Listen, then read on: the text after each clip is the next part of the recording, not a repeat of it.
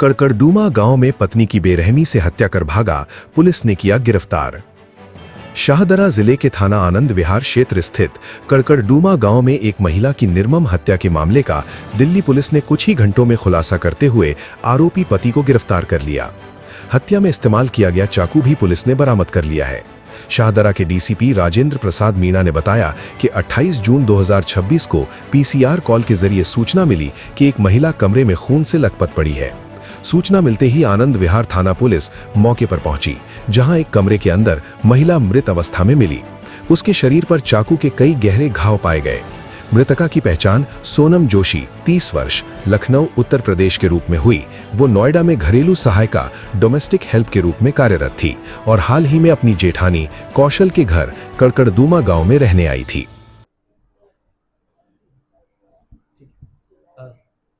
Sir, एक कड़कड़डूमा गांव का केस आया है आनंद विहार थाना क्षेत्र में।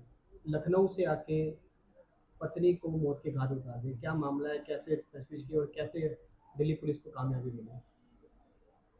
देखिए, कल सुबह 6:15 बजे थाना आनंद विहार के एरिया में एक कॉल मिली थी, जिसमें कि एक महिला की जो है बॉडी खून से लथपथ हालत में है, इस तरह की कॉल मिली थी।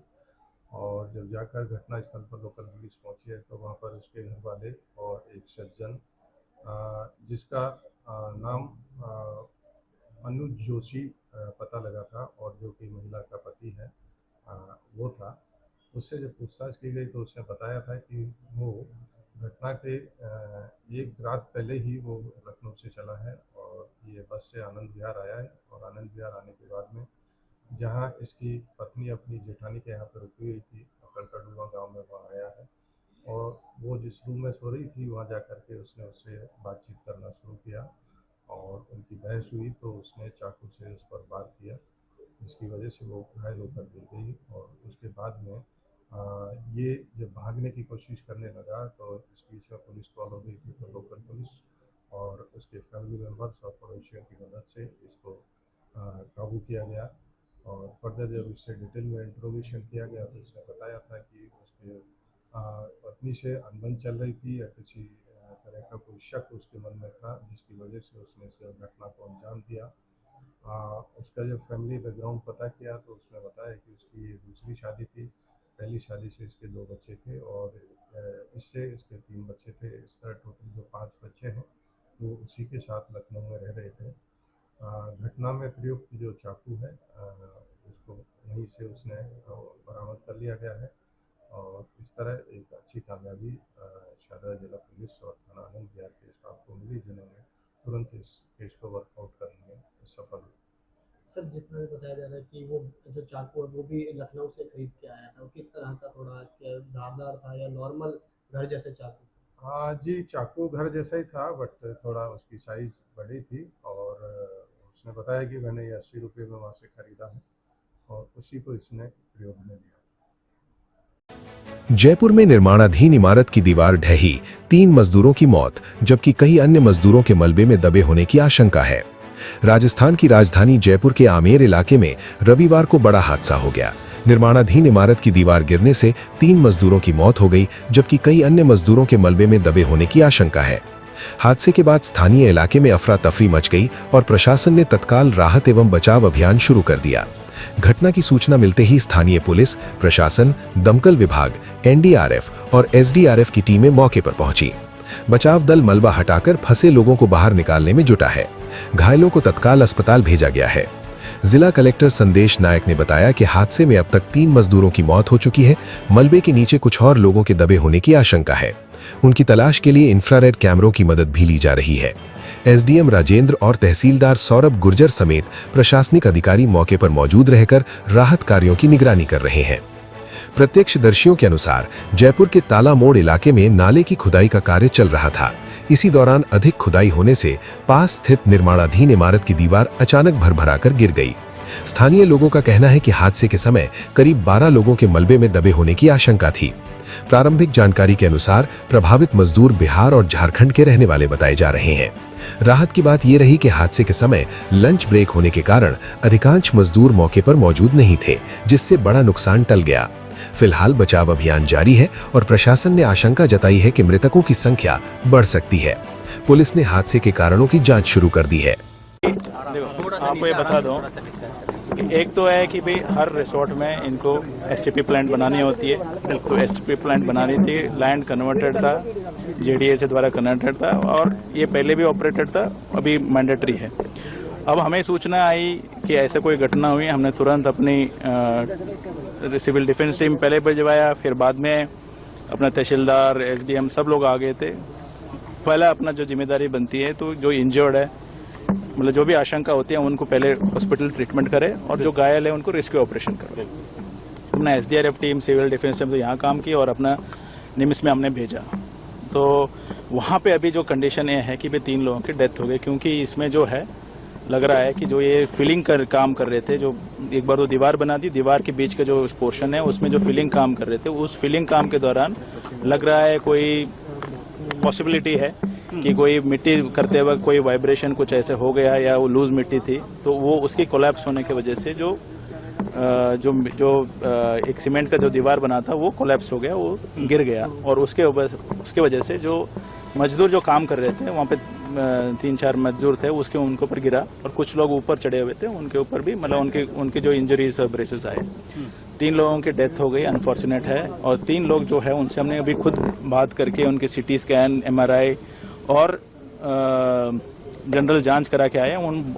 कोई इशू नहीं है, कोई मेजर इशू नहीं है, वो सेफ है।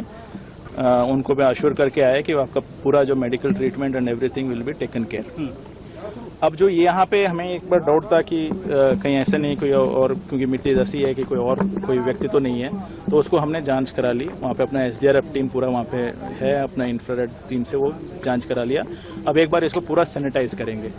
ये मोस्ट ऑफ द जो लेबर है, ये लेबर सब बाहर के हैं, मोस्टली बिहार के। हमने जो इनसे बातचीत हुई और सुपरवाइजर्स, जीएम और इन सब लोग या इनके जो होटल के जो है इनसे बातचीत हुई है, वो हो सकता है कि इधर ही होंगे। पूरा अभी अपन को चेक करना है कि भाई ये किस वजह से हुआ, क्या ये सेफ्टी स्टैंडर्ड इन्होंने मेंटेन किया था, नहीं किया था। ये प्राइवेट हर इसमें कोई ना कोई कार्रवाई होती रहती है, तो उसमें हो सकता है इनकी चूक हो गई हो, कोई ऐसा चीज़ हो। वो जांच में यहाँ पे सीसीटीवी वो सब है, हम खंगालेंगे, उससे हमारा जांच होने के बाद हमें पता लगेगा कि किस रीज़न से हुई है। उसको जो करेक्टिव मेजर्स है वो हम लेबर डिपार्टमेंट के लेबर इंस्पेक्टर के माध्यम से हर जगह प्रचारित करेंगे।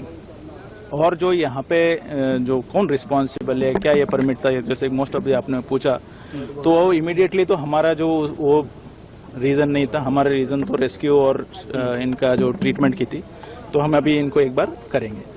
तो हालांकि ऑनरेबल चीफ मिनिस्टर साहब ने हमें कहा कि इनका इमीडिएटली जांच चेक करो, क्योंकि कुछ जगह पे हमें वो आ रही थी कि भाई बहुत सारे लोग हो गए, तो हमने जाके इमीडिएटली चेक किया। तो every treatment with guidance of the honourable chief minister will provide them, proper treatment देंगे और इनके रिलीफ वर्क भी हम कराएंगे, क्योंकि ये बाहर के व्यक्ति हैं, उनकी जो मूवमेंट है वो भी हम कराएंगे, कोई इशू नहीं है।